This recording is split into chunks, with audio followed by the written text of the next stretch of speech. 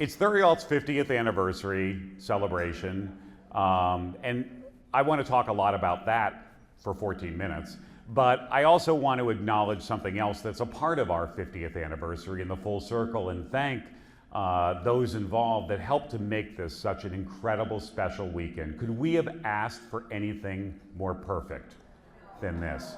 First of all, to the client, she was the client for over 40 years, who graced our company from its very origins and lasted right up to 2 years before she passed.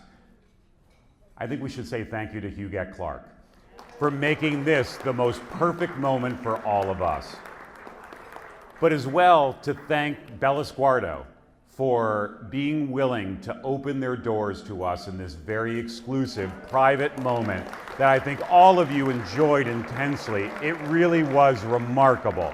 Josh, stand up, please. And Jeremy, wherever you are out there, I've lost Jeremy.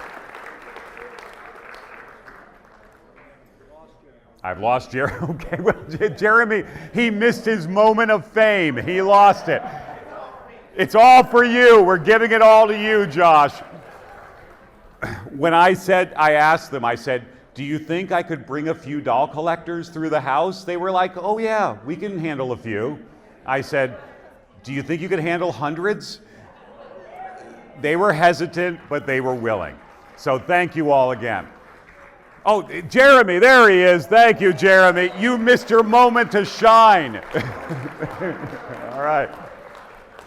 And then I also want to thank a man who is, I want to say, one of the guardians of the Clark history and Huguette Clark's incredible legacy, and has dedicated so much of his life to bringing us this story, but as well continuing to research and bring further understanding of Huguette Clark and what she means to all of us.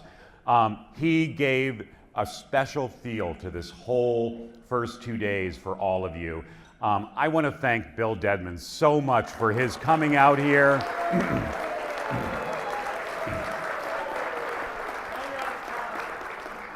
Bill has already, on the drive back from Bella Sguardo, I worked out with Bill a contract. He's actually going to be doing a book on me now. It's called Empty Doll Rooms, The Mysterious Life of Stuart Holbrook, an International Doll Man. So it's called You Have 4 Minutes Left. I have 4 minutes left? All right, Bill's timing me, all right. But I want to talk a little bit about Theriault's. I was 6 when my parents packed me up and moved to the mountains of northeastern Pennsylvania. It was there in this small town of Fleetville, population of 150, that they would unveil their dream of a simple life, doing small local antique auctions in what could best be described as an extension of the 60s and a new sort of bohemian economy. The town had one gas station, a bar, and a curious old man down the road that slept in a wood crate in his living room. It's pretty much, I guess, what any small town is like. Florence and George came to Fleetville as hipsters, long before anyone even knew what the hell a hipster was. They came a dream for something simple, but with a hunger in their heart. Back then, things were simple in the company. It was a 2-person operation, well, 3 if you count me. Florence and George would go on house calls, usually with me in tow in the back seat of a VW double cab pickup truck painted bright yellow with "We Buy Anything Old" on the side and a clown's face on the front. Yes, a clown's face. Needless to say, being dropped off at school each day was, for me, not my favorite moment. Yeah, here comes the dude in the yellow truck with clowns. I learned to fight at a young age. Perhaps even harder when on the one occasion Florence dropped me off in the clown truck with me wearing lederhosen that my grandparents had brought me from Germany as a gift.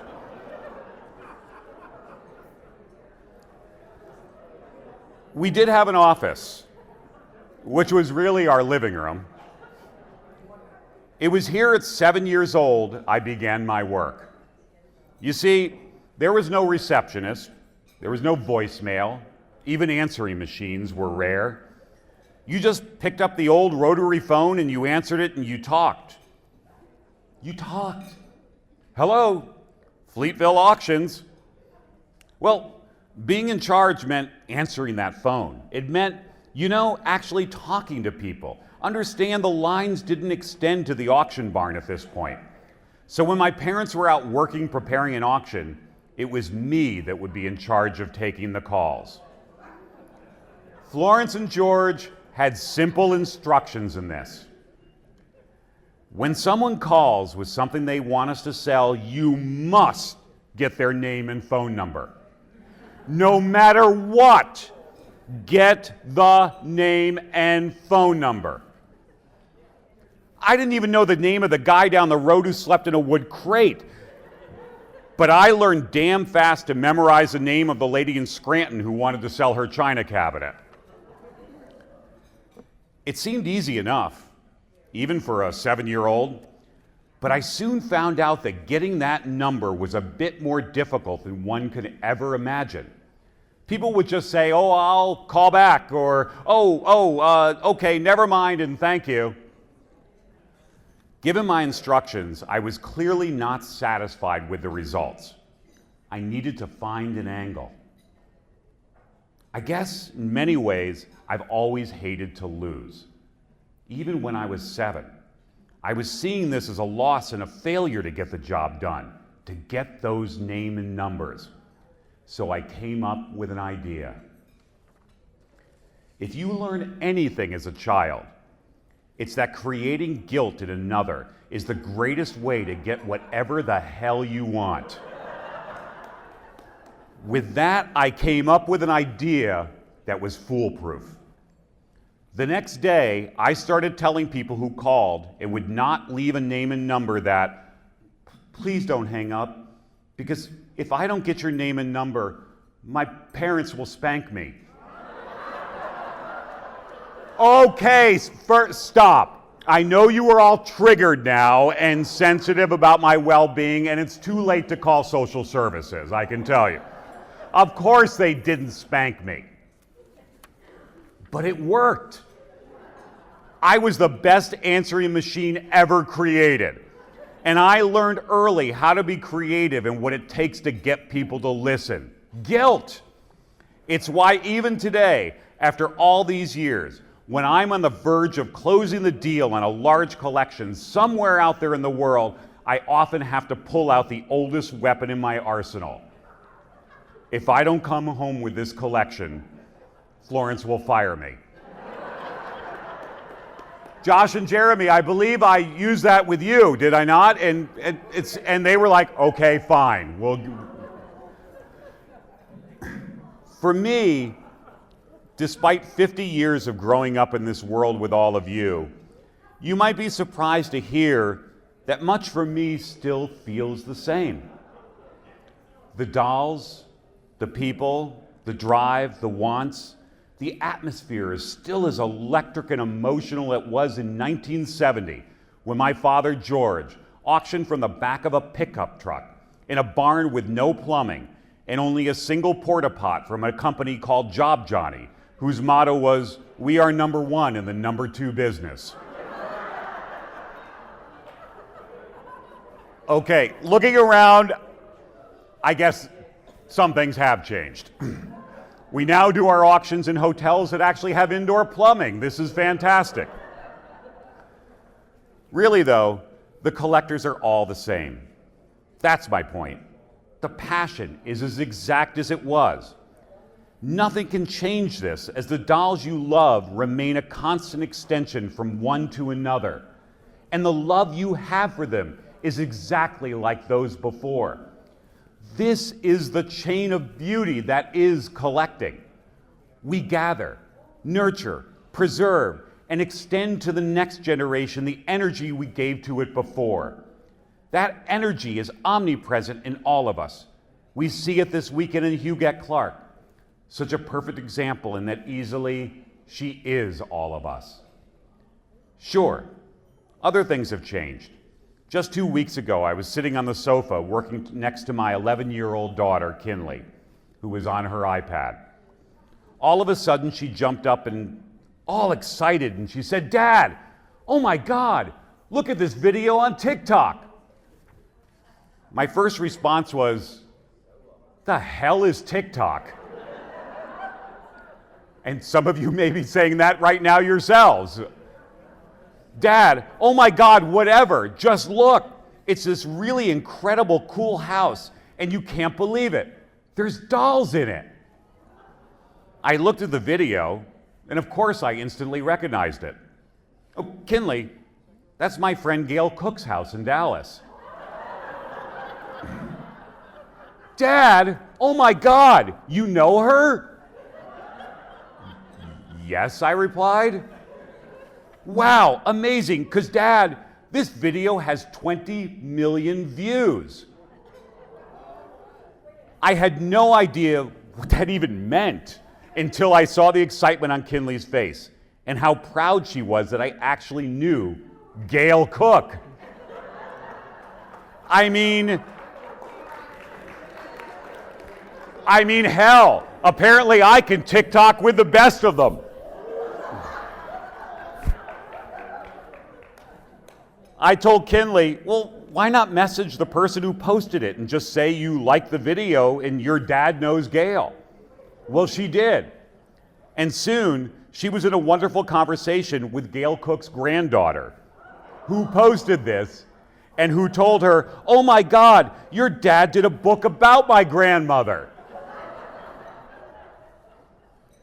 I realized that, and looking at Gail's face over here, this is all apparently new, all right? You had no idea your house was being viewed by 20 million people.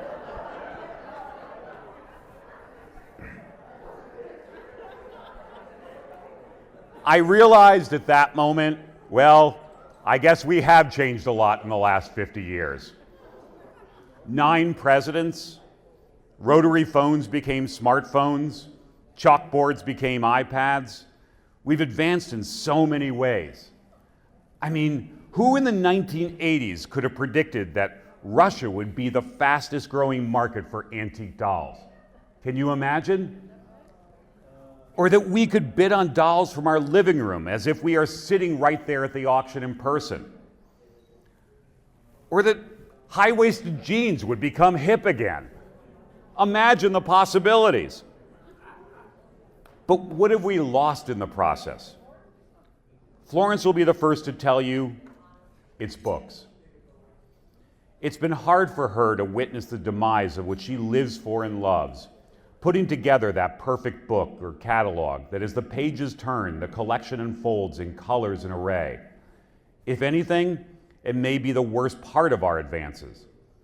I keep showing her, encouraging the fact that with issue you can flip through the pages like a book in similar fashion, and well, she then hits me over the head with an actual book decrying my blasphemous excuse. But what we have gained is the ability for collectors to communicate and talk to each other like never before. We become now best friends with collectors all over the world. It's so easy. We learn at hyper pace. We experience in ways never imaginable to those before who were the pioneers of collecting. What once took years in connections and gathered knowledge now takes months. How amazing is it that you can, at once, teach your friends on Facebook everything they ever needed to know about Soutache, while they, at the same time, can give you all the details of their latest colonoscopy with a cute cat video thrown in.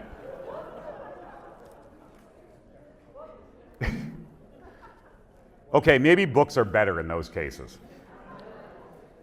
50 years. It's a blink of an eye in the context of history, but for us it's monumental. The friendships made, those who have graced our lives but are gone now. May we all remember them, the collectors we have loved through the years at these parties we have every January. Those that enter anew and encourage us further. The laughter along the way. Sure, there are constants, like the same damn jokes I can't stop telling at auctions, or Luke's dry humor that is, well, not for the faint of heart, or Florence insisting on interrupting an auction to talk for hours about a doll for which no further bids will result. If anything, I've learned in these 50 years to just be who you are. Own it. Forget what others want you to be. Ignore the noise around the edges. For all of you, grab the essence of your place in this world, this business, or this hobby, and then throw it out there with gusto. Embrace what you collect. Embrace who you are as a collector, unless you collect clumpies. In that case, I suggest discreetness. I will leave with this. Words from my mother spoken long before at a crossroads in my life and an understanding of what this business really means.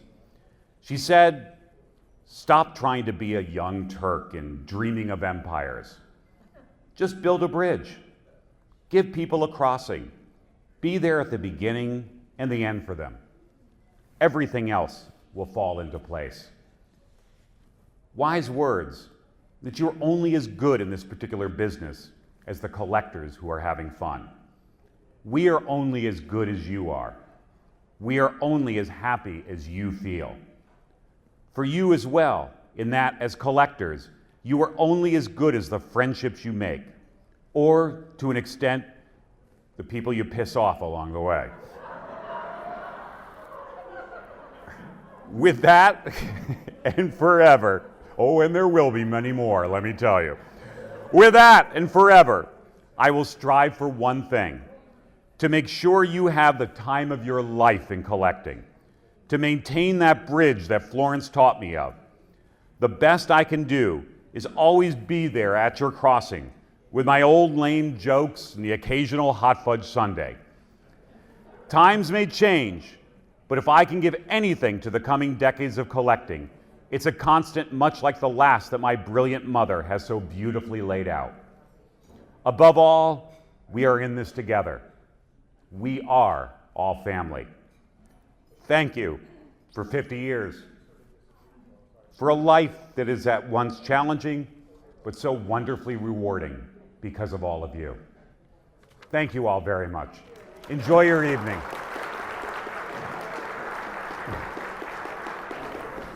I want to introduce now for a few moments, because I don't think she's ever spoken before at a banquet. So this is truly a momentous occasion in itself. But I call her Mom. You call her Florence. And I think truly is the matriarch of the doll world. For 50 years now, she has dedicated her life gradually into this subject and given so much of herself and taught me so much in how to run a business. We get along, mostly.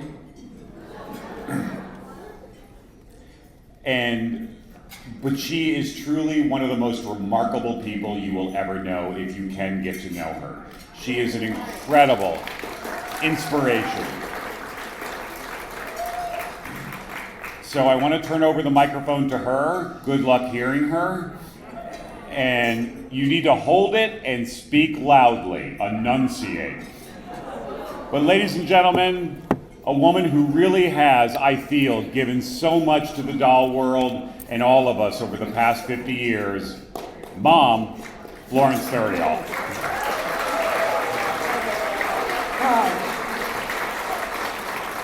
Can you hear me in the back? No? Can you hear me in the back? Yes. Oh, somebody's being a troublemaker. So listen, it was 50 years ago, and I gave this talk at convention, and I said 50 years ago, my husband and I started this small company in Theriault, Pennsylvania, and I saw people when I was doing it, they looked down and I could see them start calculating, well, how old is she? So I'm going to tell you, I was 5 years old when we started the company. And I'm sticking with that. But at any rate, it has been a wonderful, wonderful ride. As you know, my background was as a librarian, and my husband was a library equipment furnishing person, which is how we met. And we went on from there. And we were not hipsters in that sense. I didn't even know we were until later on, because we left our jobs and went out and bought this small house in the country. And we mostly went into auctions because we started going to other people's auctions, and we were buying things. And one day we woke up and our house was so filled with things, stuff, as some of you who have heard my talks knew, that we decided, oh, well, we better sell some of this. We went and did an antique show, and we decided, oh, this is too boring for us. So we decided to have an auction, and as Stuart pointed out, our first auction was truly off the back of a pickup truck. Stuart, I will tell you a couple stories about him, got so excited at the time that he said, oh, people are paying money for this stuff, and he ran in the house and he had a bow and arrow set that we had bought from someone, and he brought it out and we sold it, and it brought, I don't know, $2, and the man bought it, and Stuart started to cry. He was so sorry he had sold it. The man was willing to give it back to Stuart, but George and I said, no, you made a decision, you sold it, it's done. And we went on from there. Luke was born several years into our business, and George picked me up at the hospital, and in that famous yellow cab with the clown's face on the front. And on the way home from the hospital, George said, do you mind, there was a person that called and they had something to sell. Would you mind if we stopped on the way home? So that was Luke's entry into our home and our world, was going on his first call at the age of 3 days. And it all went on from there. We had started with general antiques, we evolved into dolls, and because we felt that with general antiques, you could never know as much as you needed to know. And you couldn't offer a good product to people because you really didn't know what you were selling. So we thought about various categories. First of all, we tried rare books, which was kind of like my background as a librarian. And that was great, and they were wonderful, but I couldn't bear to sell a book. And on top of it, they were heavy. So we had a doll sale from a person, and we liked the customers, and we liked it was wonderful. We were in this little town in Fleetville, and these elegant women would come in. Remember one woman with her fur coat and all, and then they would come to the auction, and it was a dirt floor. Okay, it was an old bus garage. And then she would say, well, may I use the bathroom? And we'd say, oh yes, it's right around the outside of the building. And it was what Stuart said, the job, Johnny. But people came, and it grew, and we went on from there. Very shortly, within a year, we decided, well, we better get out of here, and we moved our auctions to hotels, first in Sharon Pocono, and Carol Hansen today brought me an article that was in Castle News in 1978, writing about our first auction with some pretty remarkable prices, $30 and $60.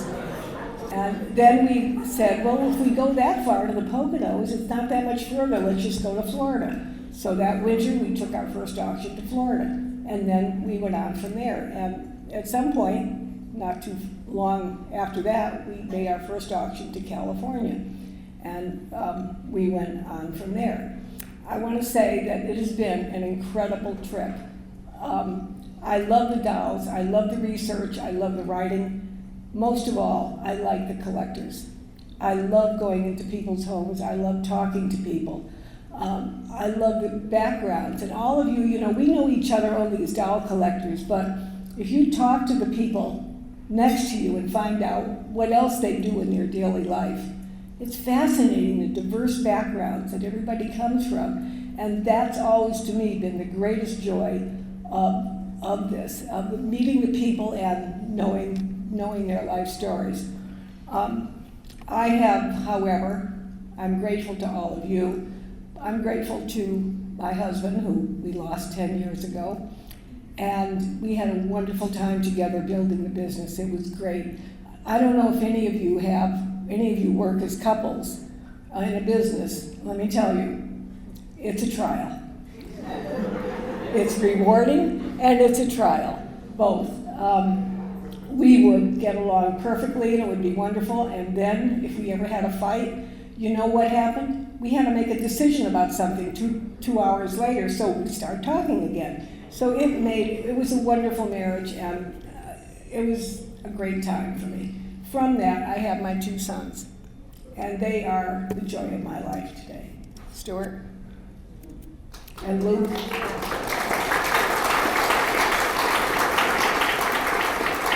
And I'm very, very blessed in that. And then I'm blessed in the rest of you because you are all my family as well. You really are. So many of you become very close friends. With that regard, there's about 10 people today I want to call attention to because I went back to our records and looked to see, so many of our old customers we've lost, but so many of you are still here. I want to call attention of some of you. I know. And you better be around for a long time. So I went through our records and I looked to see who has been back with us.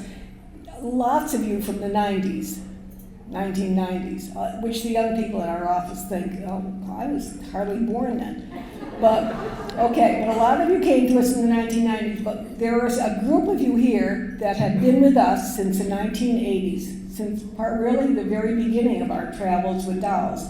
And I'm going to call out your names, and you're going to stand up and wave to people. Judy Henry, sitting right here.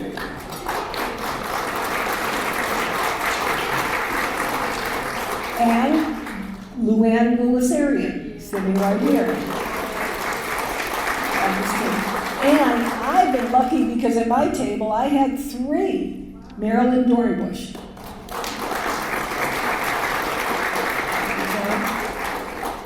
Now, some other names, and I don't know where you are there, so don't try to hide. Stand up when I call your name. Janet Curtin. Where are you, Janet? Okay. Barbara DeFeo. I saw you. There you go, Barbara. Okay. All right. Leslie, where are you? We lost you for a couple of years, and you came back this year. Leslie Dew, tell me, are you not here? There you are. Well, you don't have to get up, your knees bothering you. Stay down. Okay, Leslie's here. Okay? And we have the inimitable Phil May. Hey, Phil.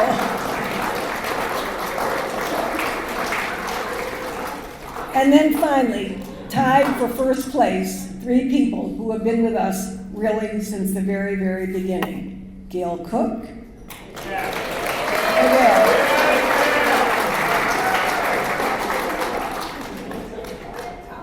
Susan Foreman.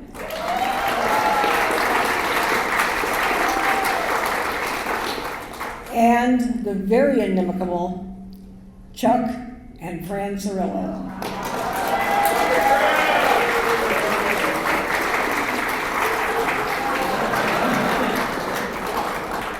So, I want to just conclude by telling you something. We have this incredible collection of Huguette Clark to sell tomorrow. She came to us over 35 years ago. Stuart says 40, 35 to 40 years ago. And her attorney called our offices. We were still in Pennsylvania at that time, in our little country business. We said, my client wishes to bid at your auction. And we said, okay, what is her name? She will remain the unnamed client. And that's what she remained for the 35 years that she bought dolls from us. He wanted to arrange telephone bidding. We didn't do telephone bidding. What? You came, you sat there, you put your hand up and you bid. But he started as telephone bidding. That's how much things have changed. So it began a process. Over 35 years, we never knew her name. She was always the unnamed client. It was always my great desire to know her, and because I had such a feeling for the type of thing she was buying, and I really wished to know her. And at one point, I made a vow that if ever I would find out who she was, and even more, if ever we would be privileged to sell her collection, I would retire. Now, I haven't told Stuart or Luke this either, but I have an announcement to make tonight. I lied. So,